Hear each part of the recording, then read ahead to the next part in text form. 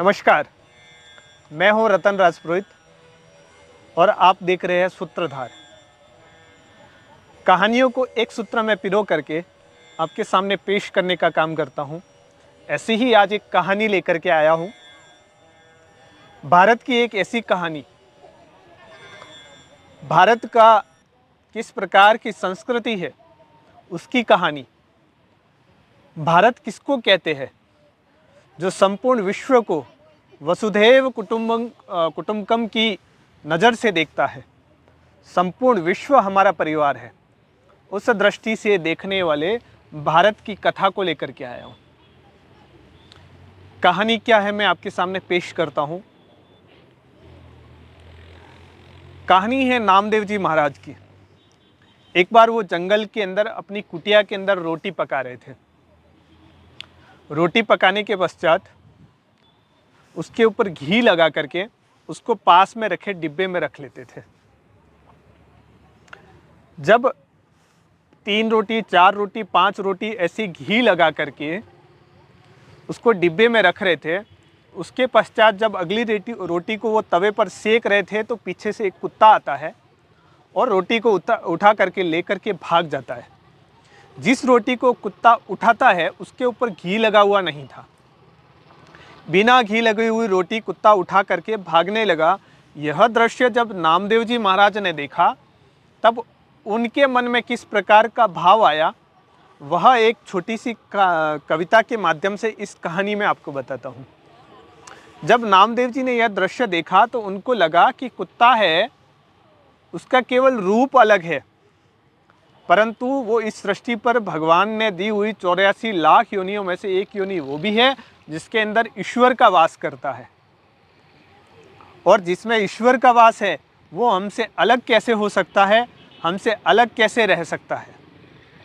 इसलिए उनके मन में आया कि जो रूखी रोटी है वो ना खा करके कुत्ते को घी वाली रोटी खिलाई जाए। इसलिए उन्होंने पास में रखी हुई घी की घिलोड़ी उठाई और उस कुत्ते के पीछे भागने लगे। उनका उद्देश्य मात्र इतना था कि वो जो बिना घी लगाई हुई रोटी थी, रूखी रोटी थी, उसके ऊपर घी लगा करके उस कुत्ते को खिलाना, यह उनका उद्देश्य था। परंतु जब कुत्ते ने नामदेव जी महाराज को पीछे भागते हुए देखा तब कुत्ते को लगा कि ये रोटी मेरे से छीन लेंगे, इसलिए वो पीछे भाग रहे। और नामदेव जी को लग रहा था कि वो रोटी रूखी खा रहा है, इसलिए घी लगा करके दूंगा। एक कवि ने इसके ऊपर बहुत अच्छी कविता लिखी और उसको मैं आपके सामने पेश करता हूँ कि नामदेव ने पकाई रोटी, कुत्ते ने उठाई, पीछे घी का कटोरा लिए जा रहा, प्रभु रूखी न खाओ, थोड़ा घी भी पी लेते जाओ। प्रभु रूखी न खाओ, थोड़ा घी भी पी लेते जाओ। प्रभु तूने कैसी शकल बनाई स्वान की और मुझे ओढ़नी ओढ़ाती इंसान की।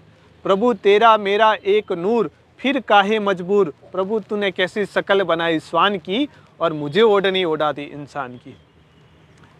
ईश्वर ने कहा कि इस पृथ्वी के ऊपर जब मेरा और इसका, तेरा मेरा नूर एक, फिर काहे मजबूर। मतलब तेरा और मेरा नूर है वो एक जैसा है, ईश्वर का वास है, फिर आप क्यों भाग रहे हो। यह भारत की धरती है। इस देश की धरती पर जो संत हुए हैं, महात्मा हुए हैं, जो मनुष्य हुए हैं, वह जीव हर प्रकार की प्रणाली अर्थात हर प्रकार के प्राणी के अंदर, यहाँ जड़ चेतन के अंदर भी आत्मा का वास माना जाता है। इसलिए यहाँ पर नदी को भी पूजा जाता है, पर्वत को भी पूजा जाता है, पेड़ को भी पूजा जाता है, पशुओं को भी पूजा जाता है। वह धरती है जो कहती है कि वसुधैव कुटुंबकम।